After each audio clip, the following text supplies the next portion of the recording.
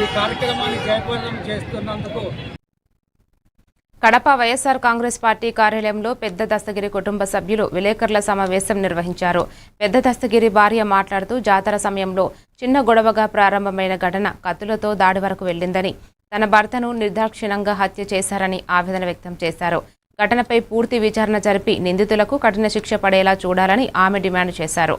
రాజకీయాలకు సంబంధం లేకుండా ఇది దారుణమైన ఘటన అని పేర్కొన్నారు.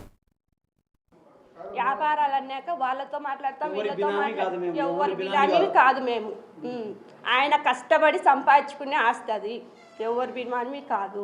చూడడము వాళ్ళకి 4-5 మంది వచ్చినారు. అప్పుడు ఇంటి దగ్గరికి కత్తులతో వచ్చినారు. మా చేత ఏం లేవు, రాడ్లు కత్తులు వాళ్ళ కాడున్నాయి, మా చేతిలో ఏం లేవు. కేసు అయితే అది వాళ్ళు చెప్పింటేనే మేము పోయినాం ఆ టైంలో, లేకుంటే మేము పోయే వాళ్ళం కూడా పోయి పొద్దున పోయి చెప్పుకునింది. పిల్లలకు నాకు న్యాయం చేయమని అడుగుతాను సార్. నేను ఇంట్లో భోజనం చేయక బయట అరుచుకుంటున్నారంటే నేను ఇంట్లో నుంచి బయటకు వచ్చినాను. బయటకు వచ్చిన తర్వాత అప్పటికే కొట్లాడుకుంటా అంటే పోయి చూసేదానికి పోయినా, ఆడ నుంచి 2 వ్యక్తులు వచ్చి మా పిల్లోని నరిచినారని అరుచుకుంటా అంటే ఆడ నుంచి మేము వాళ్ళ 2 వ్యక్తులు దాడి చేసిన వ్యక్తులను తీసుకొని వచ్చి ఆమెను పోలీసు వాళ్ళకి అప్పగియాలంటే వాళ్ళు ఈ 5 నిమిషాల్లో చంపుతాను, మాకు వదిలితే 5 నిమిషాల్లో చంపుతానని 2 వ్యక్తులు ఉన్నాం అదే రూమ్లో. వాళ్ళు ఒక రూమ్లో ఉన్నారు, మేము అదే రూమ్లోనే ఉన్నాం. వాళ్ళందరూ మమ్మల్ని చూసినారు.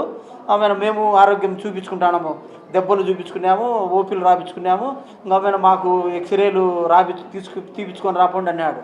అందరికీ ఎక్స్రేలు తీపించినాడు. చెట్ల పొదల్లో నుంచి వచ్చి సడన్గా వచ్చి కత్తులతో 1 నిమిషంలోనే కత్తులతో పొడిచినారు.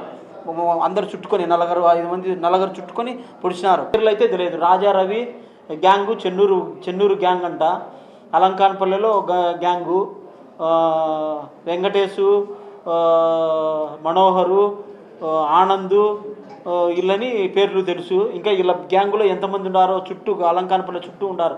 చెన్నూరులో నుంచి వచ్చి